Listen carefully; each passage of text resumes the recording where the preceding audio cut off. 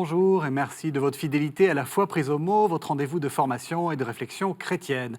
Nous sommes dans le temps de la Pentecôte, qui est celui des confirmations, et on voit bien le lien, la Pentecôte, temps de l'Esprit, et de la confirmation, sacrement de l'Esprit.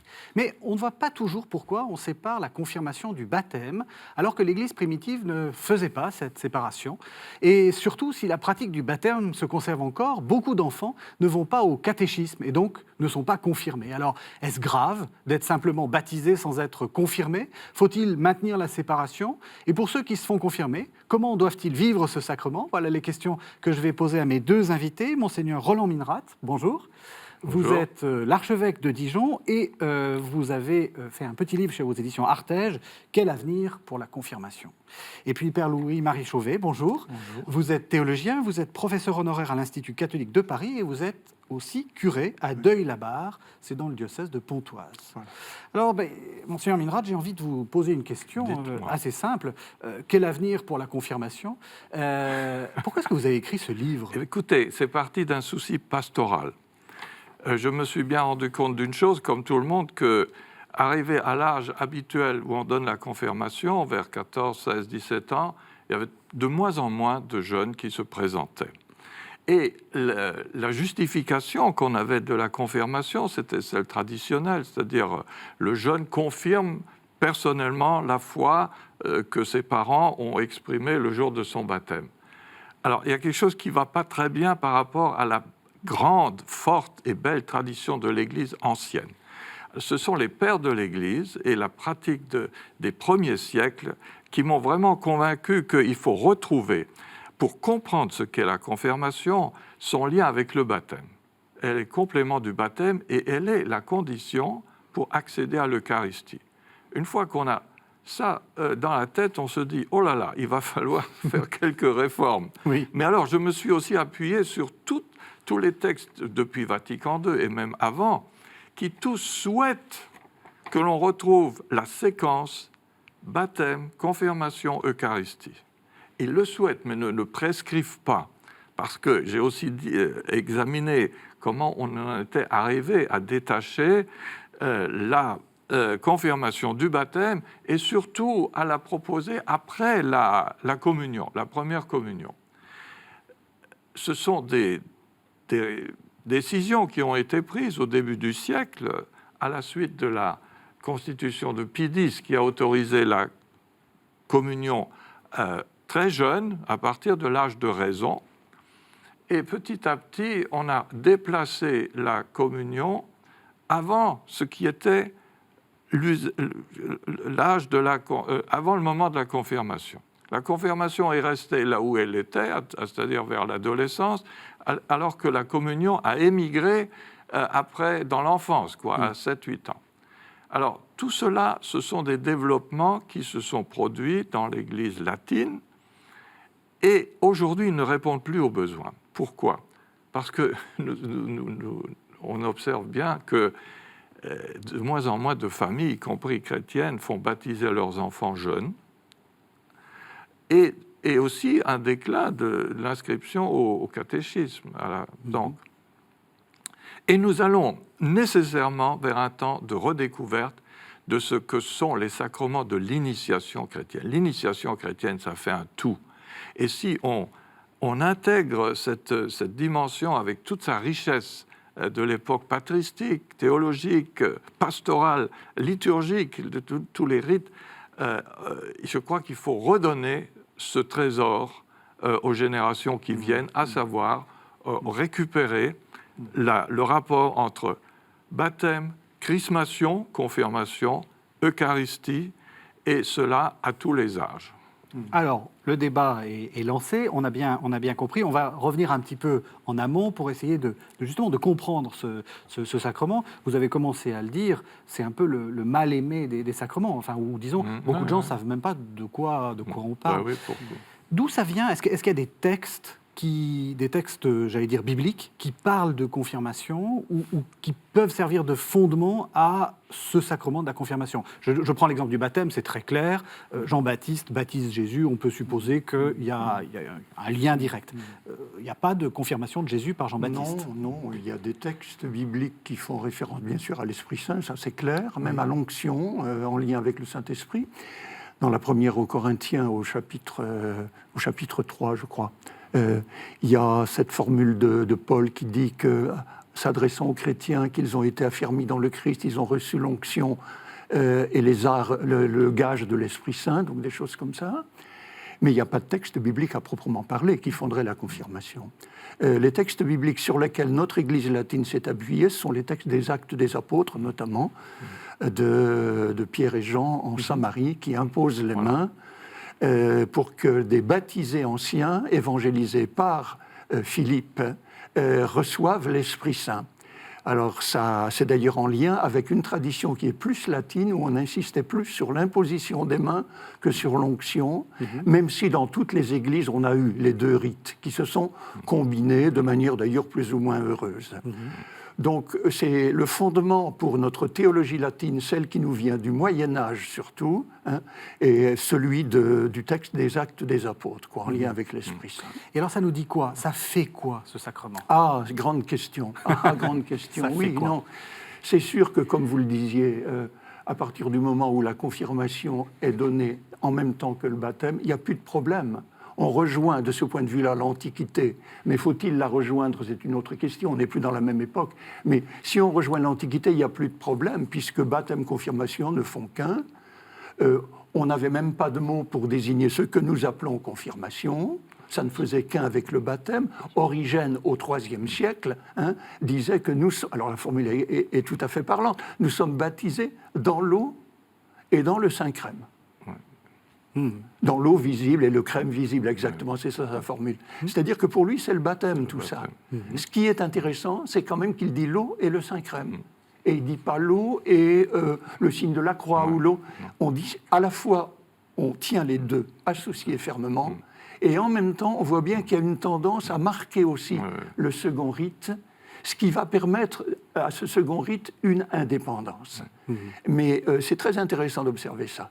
Cette jonction et en même temps cette possible séparation. On le voit dans les catéchèses qu'on appelle les catéchèses mystagogiques des pères de l'Église. Par exemple, l'une des plus célèbres, c'est celle de Cyril de Jérusalem, mais on pourrait aller voir chez Ambroise de Milan dans notre tradition latine.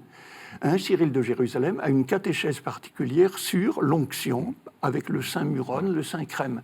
Ce qui veut dire que pour lui, qui évidemment donnait l'onction dans le cadre même du baptême, l'onction méritait que l'on s'y arrête, et il a fait une catéchèse particulière là-dessus. Je vous propose justement, vous citez Cyril de Jérusalem, je vous propose qu'on écoute Hippolyte de Rome, ou pseudo-Hippolyte de Rome, parce qu'on n'est pas tout à fait sûr. C'est les traditions apostoliques qui nous décrit... Mais c'est Rome, début IIIe siècle. Voilà, Rome, début IIIe siècle. Est-ce qu'on peut ajouter une chose au sujet des Actes des Apôtres et il est toujours question dans le Nouveau Testament du baptême dans l'Esprit Saint, même s'il n'est pas associé au geste de l'onction. Le geste rituel de l'onction n'est pas attesté dans le Nouveau Testament. Mais il y a l'imposition des mains. L'imposition des mains qui donne l'Esprit Saint. Il y avait les Samaritains, il y avait les gens d'Éphèse qui n'avaient reçu un baptême, mais pas le Saint-Esprit. Aussitôt, les apôtres leur imposent les mains et donnent le Saint-Esprit. Parce que le Saint-Esprit, c'est ce qui est naturellement le don de Dieu à ceux qui viennent de passer par le baptême qui purifie de l'homme ancien, du péché, etc. Et tu es rempli de l'Esprit Saint. Donc ça va Alors la racine biblique est là. Le baptême exige le don du Saint-Esprit. Oui. Voilà. L'onction à laquelle je faisais référence tout à l'heure dans Saint Paul, dans la deuxième lettre aux Corinthiens, n'était probablement pas une onction rituelle. Vous avez raison. Voilà. C'est simplement une image que Paul prend, évidemment, parce que l'image de l'onction, elle est particulièrement parlante. Bien sûr. C'est évidemment l'onction, c'est l'onction d'huile. L'huile, ça imprègne. Donc, le roi, dans l'Ancien Testament, était représentant de Dieu parce qu'imprégné de Dieu par l'onction, de même après l'exil, le grand prêtre. Quant au prophète, il m'a consacré par l'onction dans Isaïe, 61. Oui. C'est évidemment, il s'agit ici d'une simple image. Oui, oui. Mais l'un des grands spécialistes de ces affaires-là, au moment du Concile et un peu avant, dont Bott, dont Oui, j'ai eu le bonheur oui. de suivre les Oui, cours oui. à l'Institut supérieur de liturgie, tradition. disait probablement le point de départ, c'est l'imposition des mains. Et puis on a matérialisé les rites de Saint Paul et on les a combinés Voilà. dans une imposition Oui. des mains qui permettait de faire la signation Ah, par oui. la croix. Les deux à la fois. Et on essaie de retrouver ça. D'accord. oui, oui. Alors, on revient donc à Aussi, notre ça. texte. Donc, c'est les traditions apostoliques du IIIe siècle qui nous décrivent justement comment ça se passait à l'époque, probablement à Rome. À Rome. Oui. Le caractère sacré et organique de la communauté sacerdotale entre en action par les sacrements et les vertus. Les fidèles incorporés à l'Église par le baptême ont reçu un caractère qui les délègue pour le culte religieux chrétien. Devenus fils de Dieu par une régénération, ils sont tenus de professer devant les hommes la foi que par l'Église ils ont reçue de Dieu.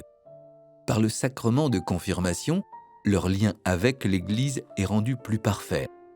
Ils sont enrichis d'une force spéciale de l'Esprit Saint et obligés ainsi plus strictement tout à la fois à répandre et défendre la foi par la parole et par l'action en vrai témoin du Christ. Participant au sacrifice eucharistique, source et sommet de toute la vie chrétienne, ils offrent à Dieu la victime divine et s'offrent eux-mêmes avec elle. Ainsi, tant par l'oblation que par la Sainte Communion, tous, non pas indifféremment, mais chacun à sa manière, prennent leur part originale dans l'action liturgique. Il s'ensuit sous une forme concrète qu'ils manifestent, ayant été renouvelés par le corps du Christ au cours de la Sainte Liturgie eucharistique, l'unité du peuple de Dieu que ce grand sacrement signifie en perfection et réalise admirablement. Alors là, c'est très intéressant parce qu'en fait, non seulement il y a, comme dans notre baptême, un dialogue, mais en fait, il y a une double onction. C'est ça qui est on reçoit deux fois l'huile. Alors, vous n'êtes peut-être pas d'accord. Non, mais on reçoit. C'est bien ce que dit la tradition apostolique, Oui. mais c'est unique. Ensuite, ce sera l'évêque qui conférera le Saint-Crème, uniquement. Alors, il y a des distinctions entre l'huile d'action de grâce, l'huile sainte. En fait, c'est une question de langage. Et nous sommes tout au début du processus de la fixation des rites. Oui, moi, ce que je trouvais intéressant, c'est cette idée. Bon, il faut imaginer des baptistères qui sont en dehors des églises, ça, on n'a plus l'habitude. Mais il y a aussi l'entrée dans l'église. Oui, mais écoutez, là, quand j'ai les jeunes devant moi pour leur expliquer le sens de la confirmation, je leur rappelle la disposition des lieux du baptême et de la chrismation. Parce que tout est dans l'intelligence de cette piscine baptismale dans laquelle on entre.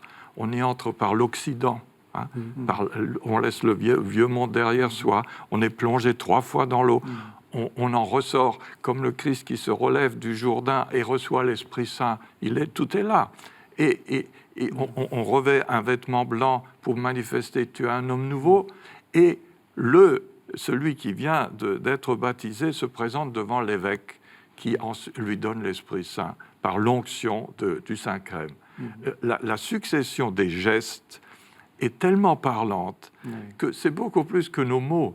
Et ça s'imprègne dans la mémoire des personnes. Et c'est extraordinaire. C'est extraordinaire. Non, mais ça, c'est tout à fait vrai. Hein. Mon expérience pastorale que je vis très fréquemment est là pour le dire, en effet. Hein. Après le baptême et l'onction, alors on a l'onction qui n'est pas la confirmation pour les bébés, mais c'est un doublet de la confirmation, c'est très clair. Hein, ça annonce, moi je dis, ça annonce la confirmation. Voilà. Bon, mais l'Église pourrait très bien revenir là-dessus et dire, ce sera la confirmation, il n'y aurait aucun problème, si ce n'est un problème pastoral dont on pourrait discuter après. Dont on va parler après. C'est une autre affaire. Mais autrement, c'est extrêmement parlant. Puis après, on va à l'autel de l'Eucharistie. Alors pour moi, c'est très important. J'explique aux parents, encore dimanche dernier, que normalement, pourquoi on est autour de l'autel? Parce que normalement, je devrais donner la communion à leurs enfants. Alors ils écarquillent les yeux, en disant comment. Oui, si dans quelques mois, les nourrissons... Comme catholique, si j'étais de rite oriental et non pas de rite romain latin, je donnerais la communion au bébé. Parce que ça a toujours été la tradition. Bien sûr. Et alors, c'est extrêmement parlant. Évidemment, on voit bien qu'on va du baptême à l'Eucharistie. Et c'est alors J'aime bien, là je ne peux pas le faire à ce moment-là parce que les personnes ne sont pas là pour écouter même un mini-cours de théologie, ce n'est pas le lieu. Mais quand même, enfin, rappeler Saint-Augustin, les fameuses catéchèses d'Augustin, le sermon qu'il faisait aux néophytes qui venaient d'être baptisés, leur rappelant qu'au moment de leur entrée en catéchuménat, ils étaient comme engrangés, mis dans la grange, puis ils étaient moulus par les jeûnes et les exorcismes tout au long du catéchuménat, c'était pas rien, il y avait une vraie conversion. Ils venaient au baptême pour être imbibés d'eau et devenir une seule pâte. Ils étaient passés à la cuisson du feu du Saint-Esprit, et ils devenaient ainsi le pain du Seigneur. Et c'est là qu'il a la formule fameuse, que d'ailleurs dont on a des chants parfois qui y font référence aujourd'hui. Soyez donc ce que vous voyez et recevez ce que vous êtes. Soyez ecclésialement, ce corps du Christ que vous voyez eucharistiquement, et recevez sous mode eucharistique ce que vous êtes sous mode ecclésial, corps du Christ. Donc c'est beau. Alors, et ça pose tout de suite la question, effectivement, la question strictement théologique, elle est là. La place de la confirmation après l'Eucharistie pose une vraie question théologique. La manière de le résoudre pastoralement, on pourra y revenir, mais c'est une vraie question théologique. Le raisonnement est le suivant, si vous voulez. Il est un peu savant, mais je crois que c'est très important de le... S'il est vrai, selon la tradition ancienne, la plus ferme, que l'Église appartient au 3e article du Credo, donc l'Église de Jésus-Christ, mais réalisée par le Saint-Esprit. Il n'y a pas 4 articles, il y en a 3, et l'Église fait partie du 3e, elle est la première œuvre de l'Esprit Saint. Donc s'il est vrai que l'Église est bien l'Église réalisée par le Saint-Esprit, et que par conséquent, toute intégration dans l'Église, ou toute réintégration par la pénitence unique après rupture, s'il y a eu rupture avec le baptême, se fait par l'Esprit Saint. Tout à fait. Et si, d'autre part, il est vrai que la pleine participation à l'Église se fait par la communion au corps eucharistique, pleine participation au corps ecclésial par le corps eucharistique, alors comment peut-on dire que participent pleinement à l'Église ceux qui n'ont pas reçu la marque de l'Esprit Saint? Pour moi, c'est quelque chose de très important. C'est la raison pour laquelle aujourd'hui, le rituel, et vous l'aviez rappelé tout à l'heure, c'est tout à fait juste, ne cesse de réitérer cette demande que la confirmation soit donnée au moment du baptême, en tout cas avant l'Eucharistie. Alors on le fait pour les adultes. Dans notre diocèse de Pontoise, l'évêque, depuis l'an passé, demande aux prêtres qui baptisent les adultes le jour de Pâques de leur donner la confirmation. C'est pareil chez nous. Vous aussi, d'accord. Sinon, il le faisait au moment de la Pentecôte, donc c'était dans le même temps liturgique, c'était pas très grave. Et en revanche, alors pour les jeunes et les enfants, ça, on peut en reparler, parce qu'il y a d'autres questions derrière qui sont dont on va reparler. Mais voilà. Vous êtes d'accord avec le Sissi alors? Mais tout à fait. Je crois que théologiquement, on ne peut pas soutenir que la confirmation vient après l'Eucharistie. Comme l'a très bien rappelé le Père, c'est dans la tradition de l'Église, c'est dans la conception même du sacrement et du rôle de l'Esprit Saint dans la vie du fidèle.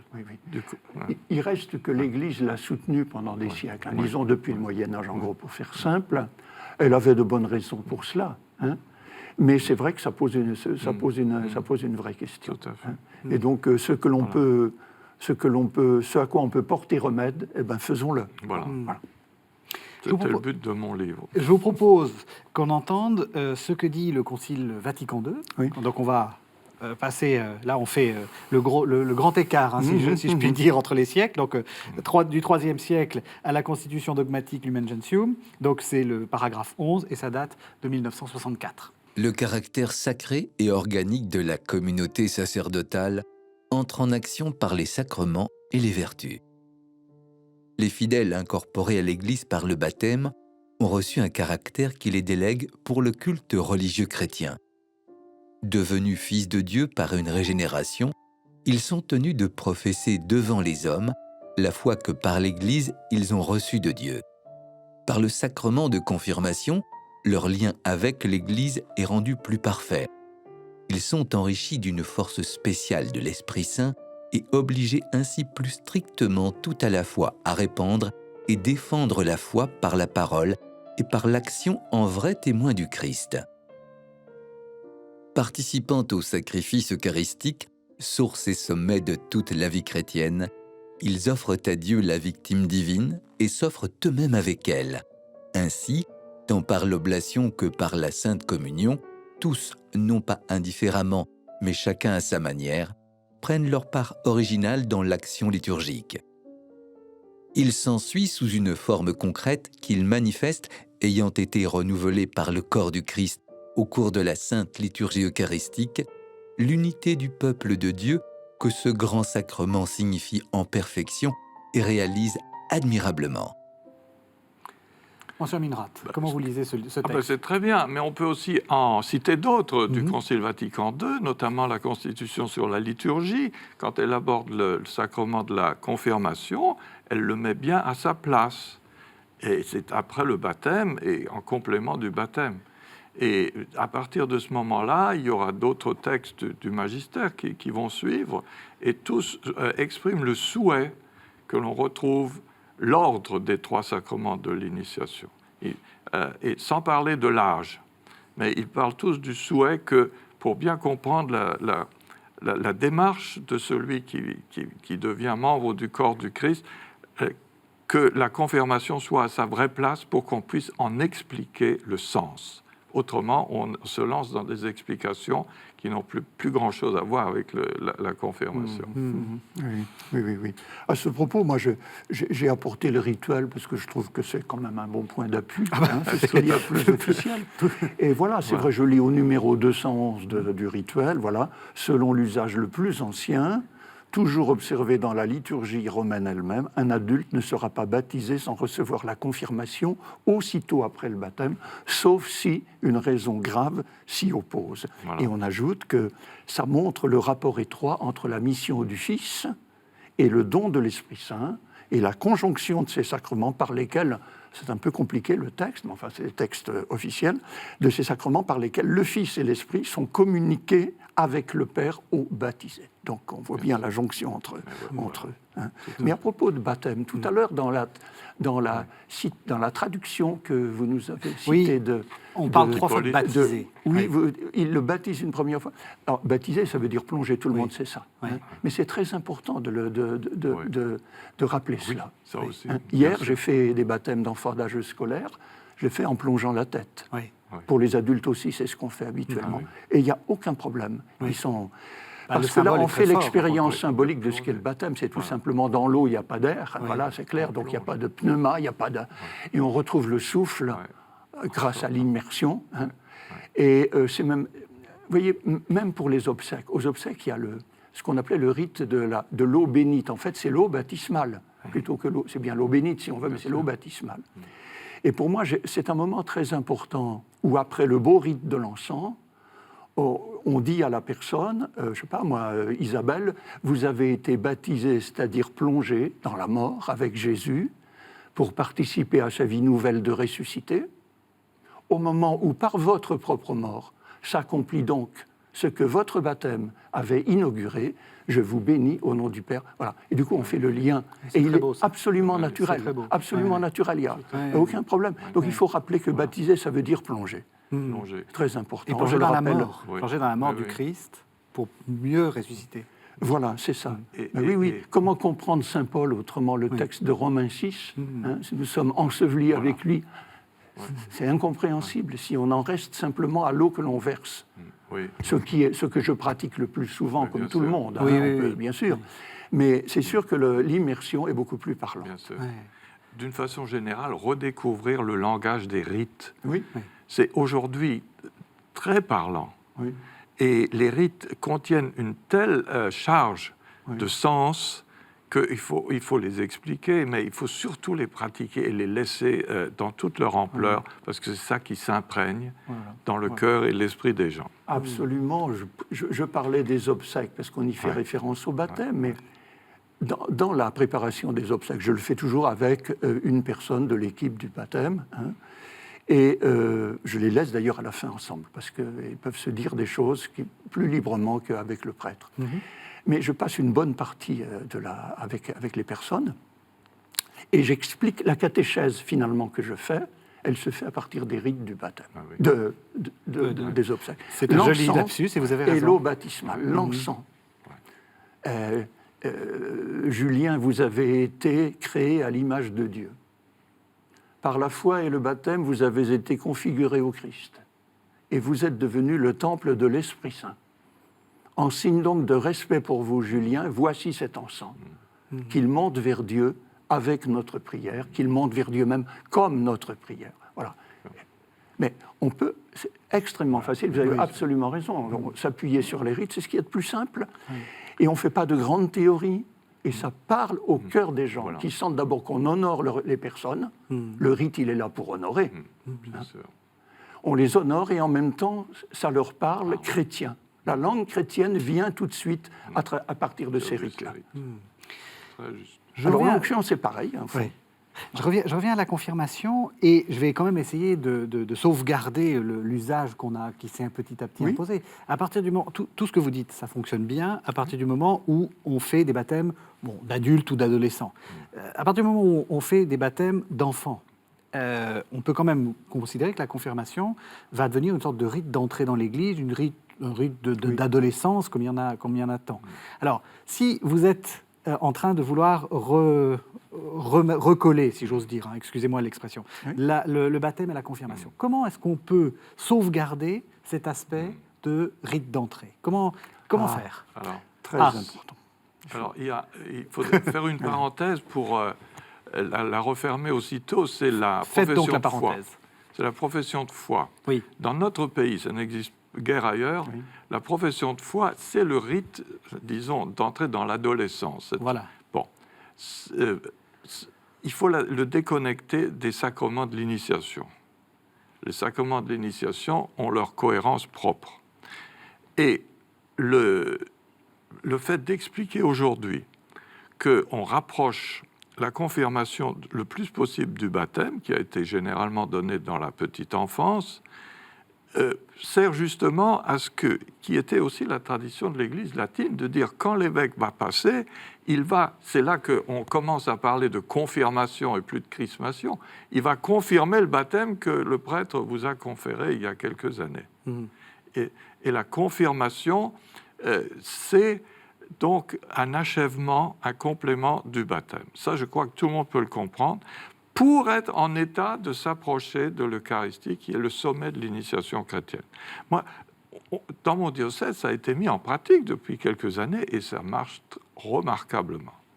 À la fois au niveau des enfants, qui, eux, sont très réceptifs, forcément, et des familles. Et des familles. Mais alors, du coup, vous décalez, parce que vous décalez à la fin de l'enfance la confirmation, parce que en gros, juste avant la première communion, la même année. Voilà, c'est ça, parce qu'avant, c'était pratique. On avait à l'enfance, à la naissance, on va dire, le baptême, 9-10 ans, première communion, donc c'était le rite de sortie de l'enfance, et puis un rite d'entrée dans l'âge adulte, qui était la confirmation. Oui, mais on ne peut pas dire que la communion, c'est un rite de sortie de l'enfance. Ça n'a rien à voir. Ça n'a strictement rien à voir. Et d'ailleurs, il y a un texte du magistère, je ne sais plus lequel, qui dit qu'il ne faut pas confondre l'âge de la maturité humaine, la maturité, avec la préparation à recevoir un don sacramentel. Parce que le don, il est le même et il fructifie à tout âge. D'accord. Mais, alors, qu'est-ce qu'on fait comme rite? Parce que c'est important d'avoir un rite d'entrée dans l'âge adulte. Oui, mais l'âge adulte... C'est la raison pour laquelle, chez nous, dans le diocèse, de manière générale, on ne confirme pas encore jeune.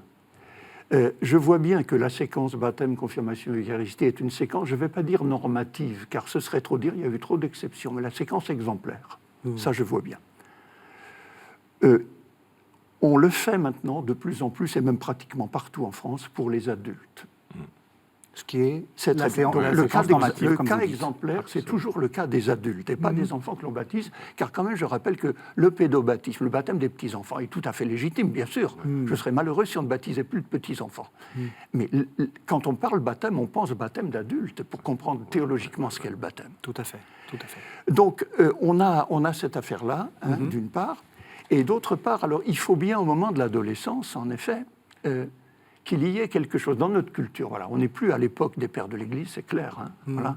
On est dans une culture où, comment j'allais dire, dans le journal La Croix, il y a eu une enquête qui rappelait qu'il y avait 1,8% de pratiquants hebdomadaires, 5% de pratiquants réguliers, c'est-à-dire à peu près une fois par mois, etc., qu'il y avait 53% de Français qui se reconnaissaient catholiques, etc. Mais on voit bien qu'avec des chiffres comme ça, notamment les premiers que je citais, on ne peut pas avoir un nombre extrêmement important d'enfants. C'est ce que vous dites. Si on en a encore au catéchisme, il y en a encore un certain nombre, et qui font leur première communion, même là, c'est quand même une minorité.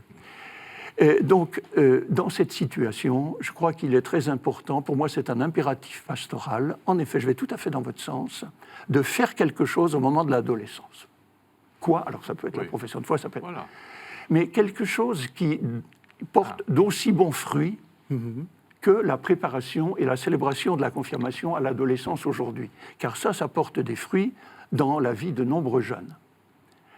Et donc, quoi proposer ? Tant qu'on n'a pas trouvé d'équivalent à cette préparation sur un an à peu près, et à cette célébration en diocèse, ou en tout cas au sein d'un doyenné, enfin quelque chose qui est significatif, qui remotive les jeunes, qui leur donne la possibilité, c'est un impératif aujourd'hui, d'assumer personnellement, dans la culture où nous sommes, d'assumer personnellement le baptême et la catéchèse qu'ils ont reçus. Tant qu'on n'a pas trouvé l'équivalent, je dis, on maintient la pratique actuelle, personnellement. C'est mon point de vue. Mais on pourrait évoluer. Et évidemment, il ne faudra pas s'étonner si dans 20 ans, ce sera très différent. Peut-être qu'on fera comme vous faites chez vous et dans d'autres diocèses. Il n'y a aucune difficulté à ça. La question, elle est pastorale, nous le sentons bien ici. Voilà, c'est ça. C'est exactement ça. Il y aurait bien quelque chose qui serait l'équivalent. C'est ça qu'il faudrait faire. C'est qui est le sacrement de la réconciliation.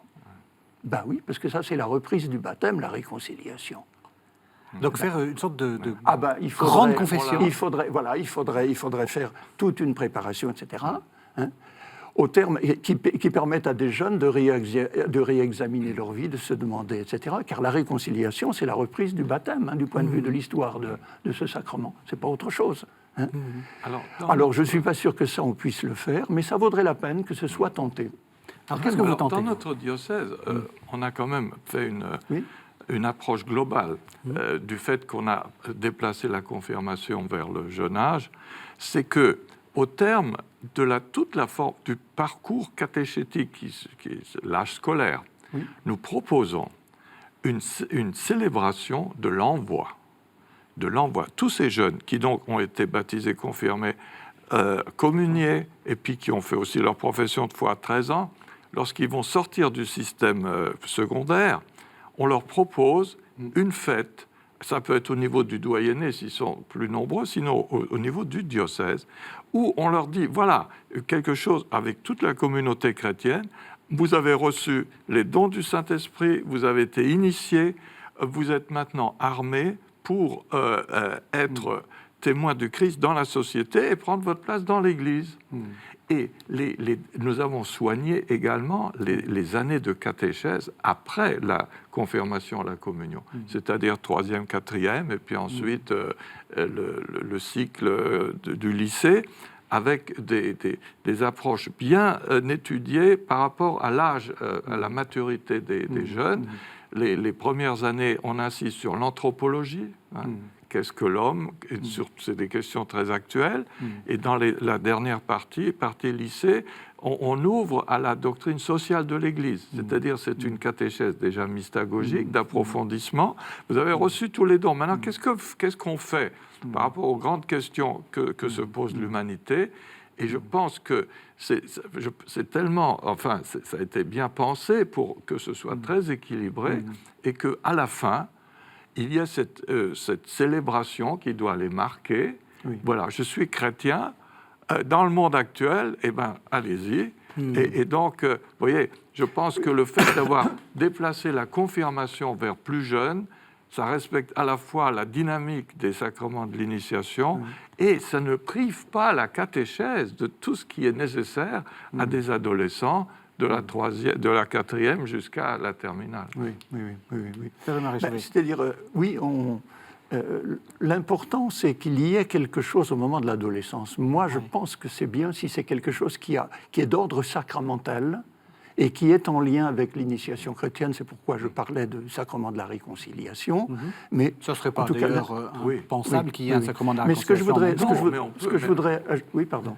Mais là, en fait, ils sont déjà habitués au sacrement de la réconciliation avant la première communion, même avant la chrismation.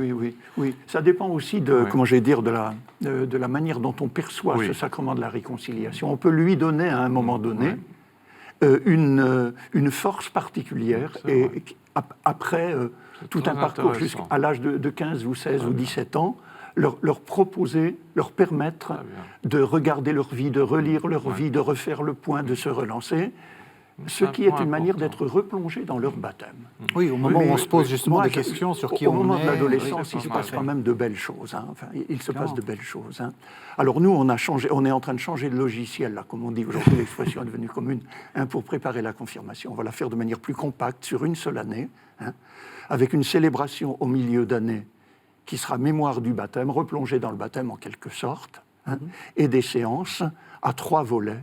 Un volet biblique, toujours un texte à travailler, un volet doctrinal. Alors là, ils m'ont chargé, j'ai commencé à le faire, d'enregistrer des séquences de 10 minutes sur Jésus-Christ, des vidéos, je crois en Jésus-Christ, je crois en Dieu Père, Fils, Saint-Esprit, l'Église, etc.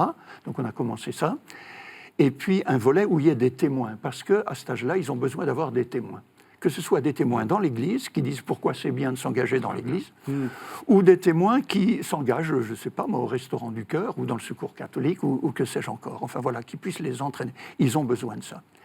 Ce qu'on observe, évidemment, c'est que quand même, ça les marque beaucoup, y compris la grande célébration, évidemment, et que dans les conditions actuelles de la culture, il me paraît vraiment indispensable de leur proposer quelque chose de ce type. Mais je crois qu'on a... Mais c'est intéressant ce que vous dites. Vous êtes d'accord, je le sais avec bien. d'insister sur la réconciliation au moment où on les envoie dans la vie. Oui. Très bien. Oui. Alors, on a fait la partie théologique, une partie un peu pastorale. J'aimerais maintenant qu'on fasse, alors je ne sais pas si c'est liturgique ou c'est encore de la pastorale, qu'on parle de la confirmation, comment est-ce qu'on la prépare et aussi comment est-ce qu'on la vit. Alors peut-être, vous avez commencé à parler de la préparation, je trouve ça intéressant. J'ai une question un peu, là aussi, je vous pose des questions peut-être un peu polémiques, mais pourquoi est-ce que l'Église ne fait pas le service après-vente ? Je veux dire par là, justement, c'est aussi une des questions que suscite votre proposition, c'est que la confirmation, pour ceux, on est d'accord, pour ceux qui étaient les 1% ou les 5% dont vous parliez, ça permettait d'avoir du catéchisme, je vais très vite, au moins jusqu'à la confirmation. Qu'est-ce qu'on prévoit une fois qu'on a fait cette confirmation ? Justement, votre formation est une réponse, mais qu'est-ce qu'on peut faire en termes de service après-vente ? Alors, oui. Alors, il faut aussi enlever à la confirmation son aspect de carotte, quoi. Faut garder quelques-uns, au moins encore quelques années. Je crois que, c'est pas très efficient au point de vue de la formation de la personne. Et pastoralement, peut-être pas. Alors, nous, je peux dire que la formation chrétienne, catéchétique, qui s'adresse aussi aux adultes, nous avons publié, on en avait parlé ici, je crois, un catéchisme pour tous les âges. Articulé dans les grandes... tout y est. Il est cohérent, il est organique, il commence par le kérygme, l'initiation, la mystagogie, et tous les thèmes sont déclinés en 3 langages, enfants, adolescents et adultes. Donc nous couvrons l'ensemble de la formation. Vous voyez ? Alors, qu'est-ce qui se passe une fois qu'ils ont été confirmés, communiés ?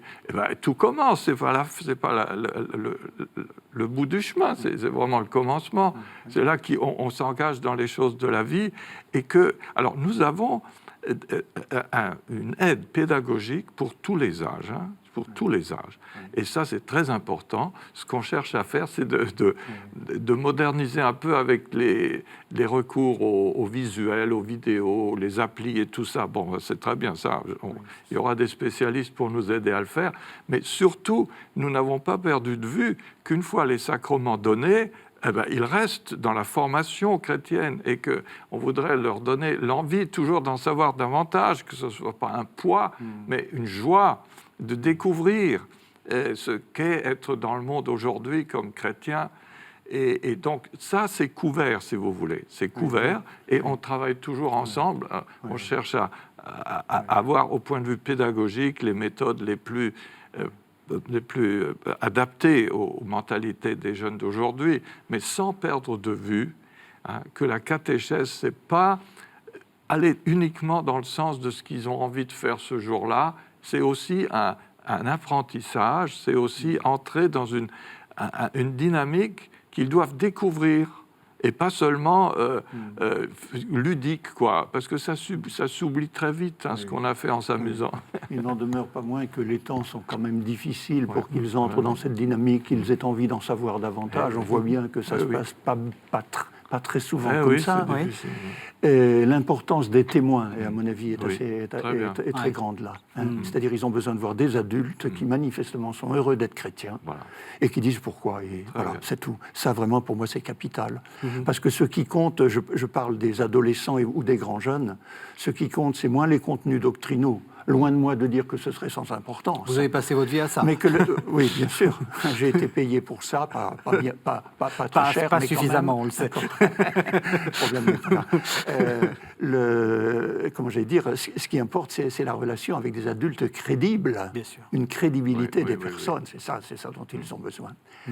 Alors, aujourd'hui, la pastorale des jeunes, vous voyez bien, partout, dans tous les diocèses, je pense, fait objet de préoccupations sérieuses. C'est vrai dans notre diocèse.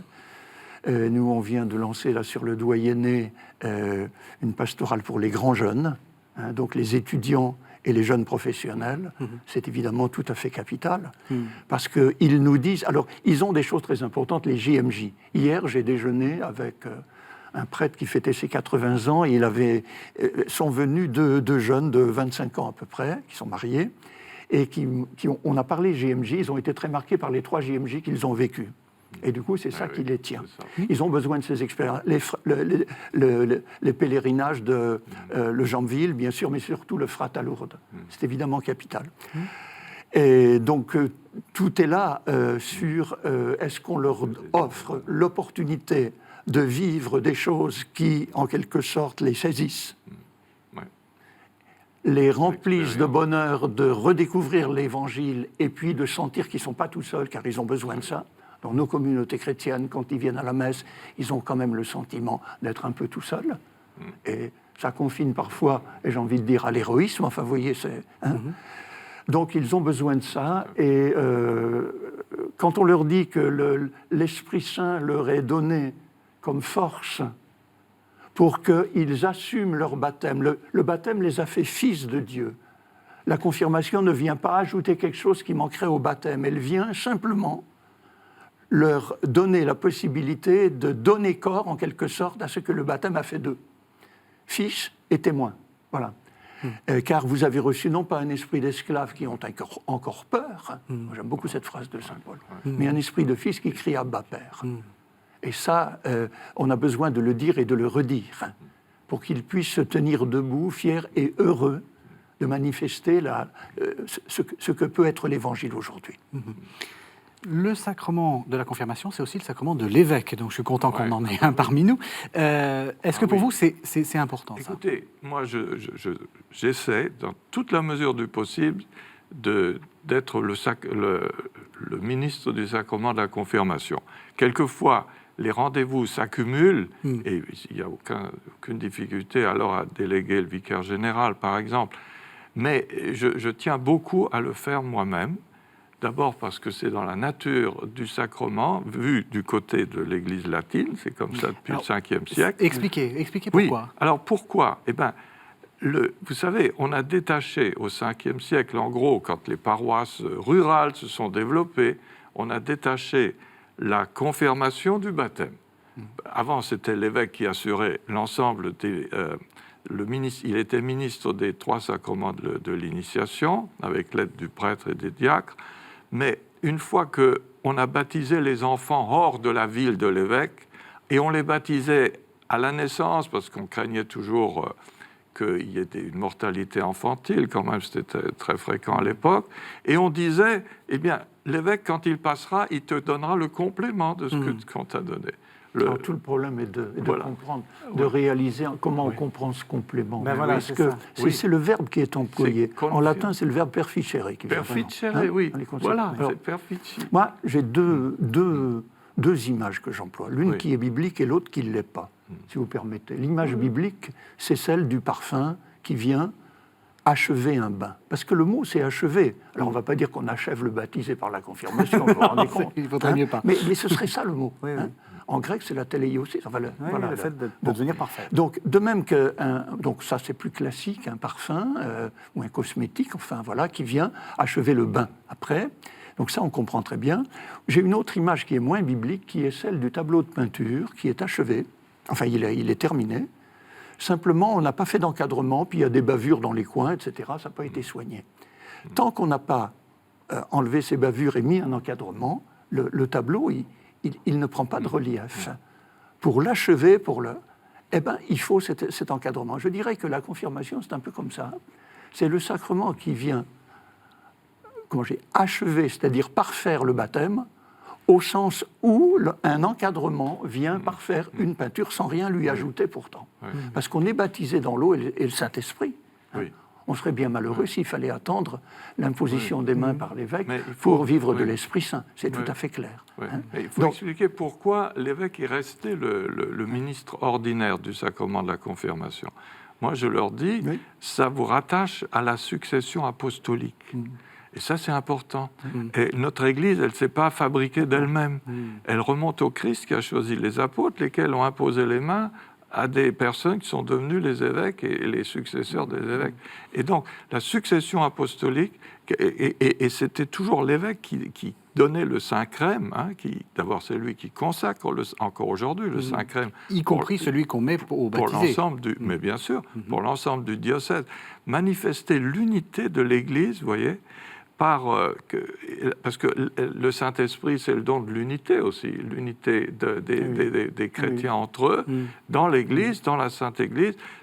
Tout cela est ramassé dans le fait que c'est l'évêque qui vient vous baptiser. C'est d'ailleurs assez parlant de dire à des jeunes, vous ne serez pas chrétien à part entière si vous ne passez pas entre les mains de l'évêque.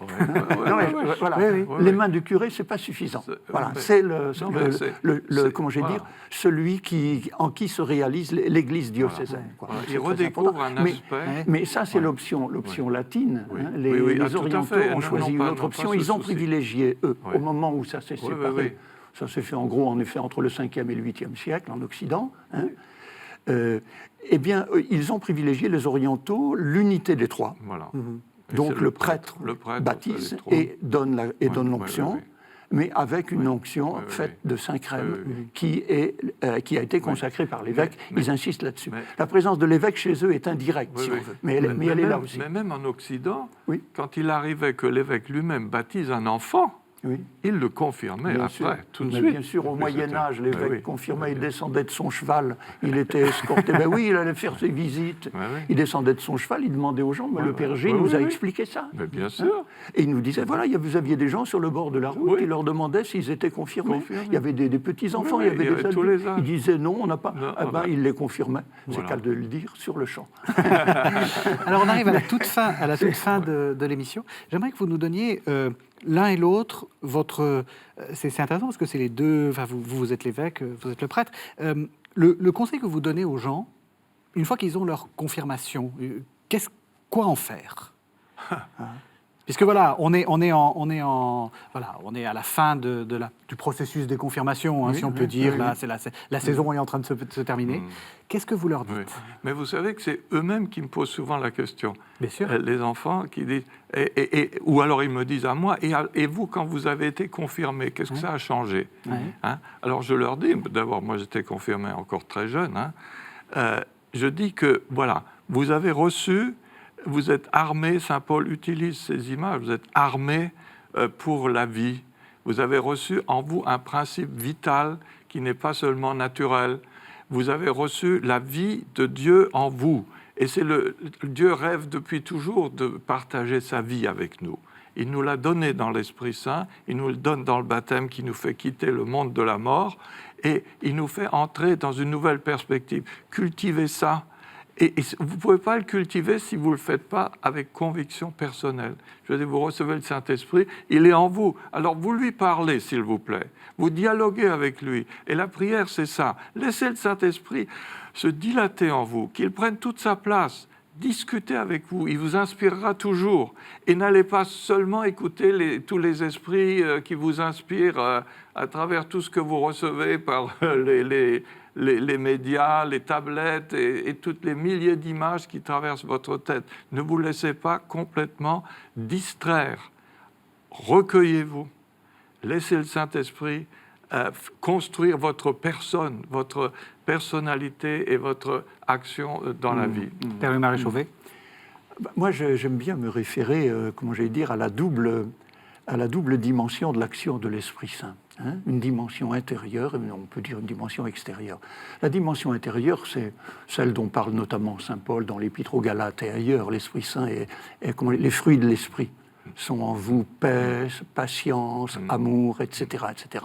Hein, pour des jeunes adolescents, par exemple, qui sont confirmés, l'Esprit vient pacifier, vient unifier des personnes qui sont à un âge de grande instabilité. Bon, il y a cette dimension intérieure, et puis la dimension extérieure qui est plus connue, qui est celle de la Pentecôte, l'Esprit qui est comme un souffle qui pousse au dehors, même comme un ouragan, qui pousse à être témoin de la mission devant tous, et aujourd'hui il en faut du courage. Hein.